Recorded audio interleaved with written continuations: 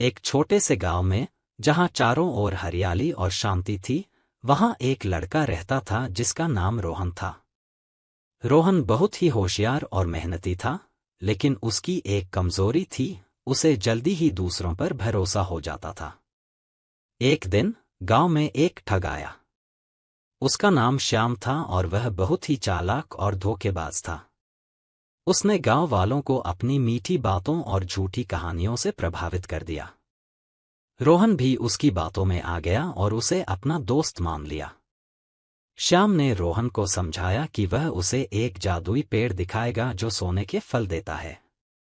रोहन उसकी बातों में आ गया और श्याम के साथ जंगल की ओर चल पड़ा।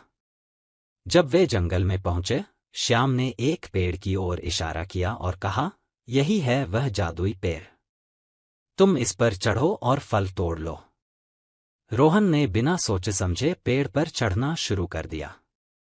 लेकिन जैसे ही वह ऊपर पहुंचा, श्याम ने नीचे से पेड़ को काटना शुरू कर दिया। रोहन ने घबराकर पूछा, तुम यह क्या कर रहे हो? श्याम ने हंसते हुए कहा, तुम्हें मूर्ख बनाना मेरा असली उद्देश्य था। रोहन को अब अपनी गलती का एहसास हुआ। उसने अपनी बुद्धिमानी का इस्तेमाल किया और पेड़ की एक मजबूत शाखा पकड़ ली। श्याम को जब लगा कि उसका धोखा पकड़ा गया है, तो वह वहां से भाग गया। रोहन किसी तरह सुरक्षित नीचे आया और गांव वापस लौट आया। उसने गांव वालों को श्याम के बारे में बताया और सबने मिलकर श्याम को पकड़ लिया और पुलिस के हवाले कर दिया। इस घटना से रोहन ने एक महत्वपूर्ण सबक सीखा, हर किसी पर जल्दी से भरोसा नहीं करना चाहिए। उसे समझ में आ गया कि विश्वास के साथ साथ सतर्कता भी जरूरी है। गांव वालों ने रोहन की प्रशंसा की और उसके अनुभव से सीख ली। अब वे सभी एक दूसरे का ध्यान रखते और किसी भी अनजान व्यक्ति पर जल्दी से भरोसा नहीं करते थे।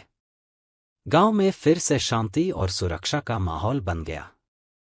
मोरल: हर किसी पर आसानी से भरोसा नहीं करना चाहिए।